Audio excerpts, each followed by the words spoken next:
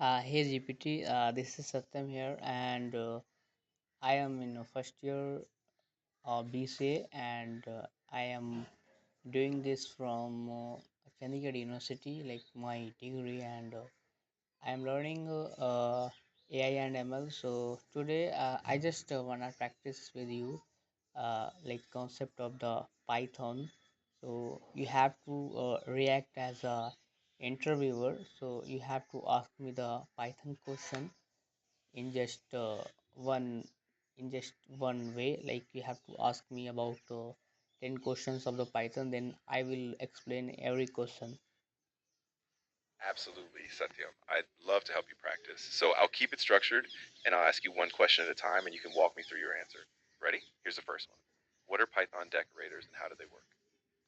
Python decorator basically adds some extra behavior to the original function without changing it. You're just creating the decorator function, and then inside decorator function you are taking a func function which is pointing to the original function, which is a kind of we can say variable here, and which has the main, which holds the main function, and inside that you are just creating the another function which is like wrapper. We basically wrapping the original function, and then we are doing also something here before the main function, and then after the main function we will do something, and then we will make our decorator function. So then we basically return the wrapper. So like these are the things that we always do with the Python decorators. That's a really solid explanation. You got the concept down well. Basically, decorators let you add functionality around a function without modifying its core code. Great job. All right, let's move to the second question. What is the difference between a list and a tuple in Python, and when would you use one over the other? List is a mutable and tuple is not mutable, it's a immutable, and list uses a square bracket, and tuple uses c brackets. Exactly. You nailed the key difference. Lists can be changed. You can add, remove, or modify elements, whereas tuples are fixed once they're created. And yes, lists use square brackets and tuples use round brackets. Great job. Now on to the third question. What is the purpose of the self keyword in Python classes?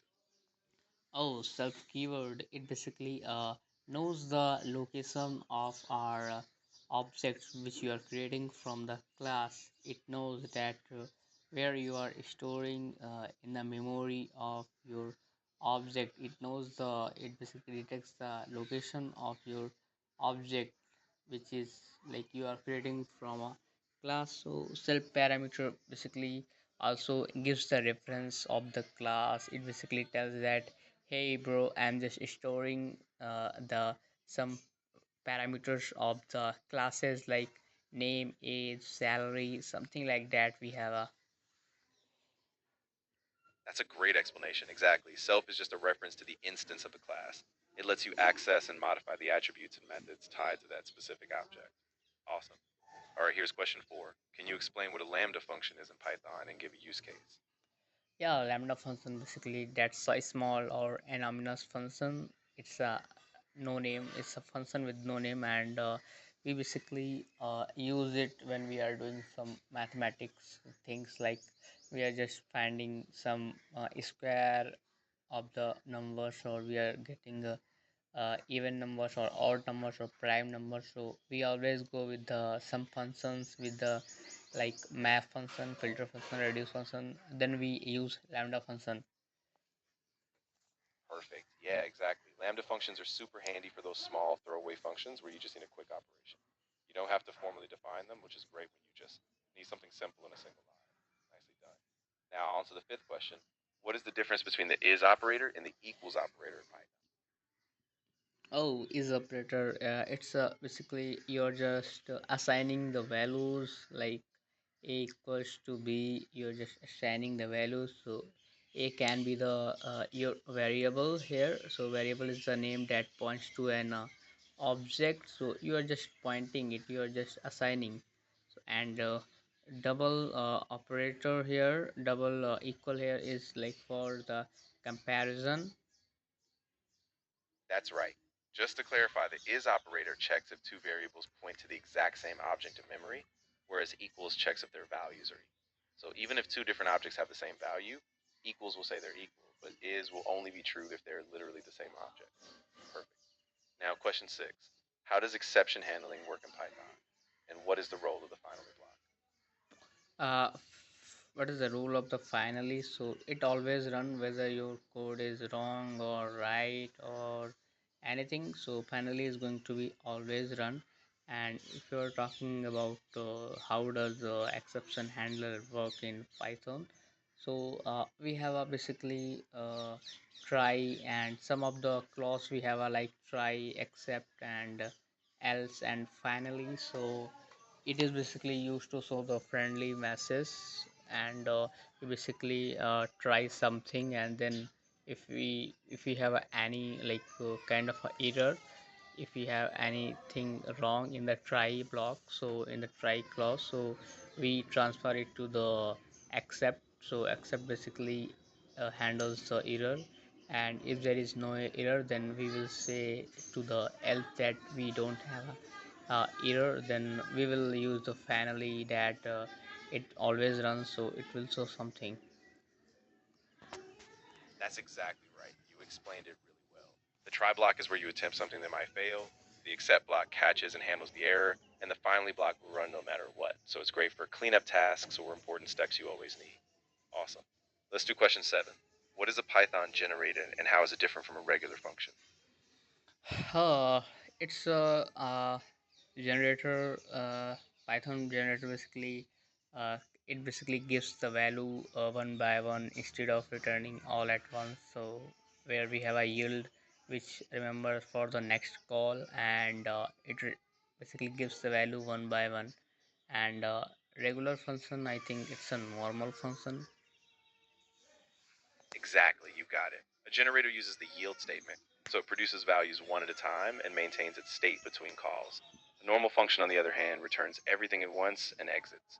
So generators are super memory efficient Yeah, for like large. normal function or regular function, we have to always call it like if there is any task is performing inside the function, then we have to call it.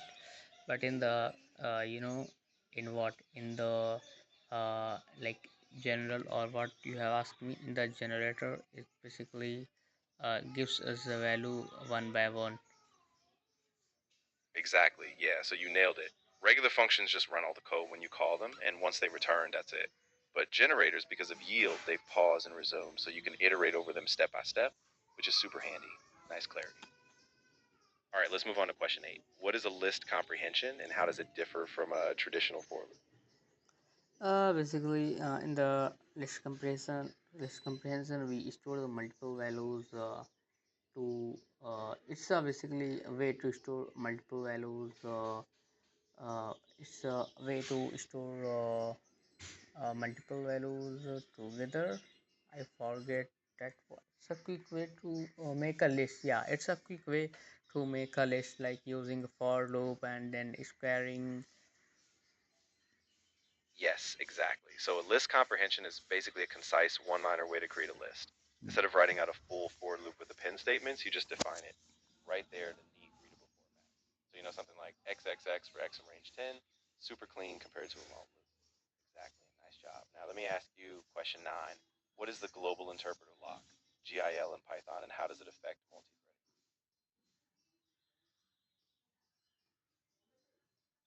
Global interpreter. I didn't have heard about it, global interpreter, but I know global scope, where we we basically assign a global variable outside the function, and it can be used anywhere in the program. I know about this, but I never heard the global interpreter lock. Ah, no worries. Yeah, so the Global Interpreter Lock, or GIL, is a mechanism in CPython, the standard Python implementation, that essentially ensures only one thread executes Python bytecode at a time. So even if you have multiple threads, they don't run in parallel for CPU-bound tasks. They take turns. That can be a Of course, I bottleneck for know multi-threading. interpreter. I know about interpreter, that when we install the Python, then it automatically install, and it has a location like .exe, and it basically we uses to read the code line by line. That's why Python is a interpreted language, and it uses the code of source code here, which is have extension .py. It uses the code in the RAM. Yeah, that's a great way to put it. Exactly. Python is interpreted, so the interpreter reads and executes your .py code line by line, which makes it easy to test and run interactively. The GIL, though, is just an extra layer inside CPython that limits how threads interact with that process. So great job.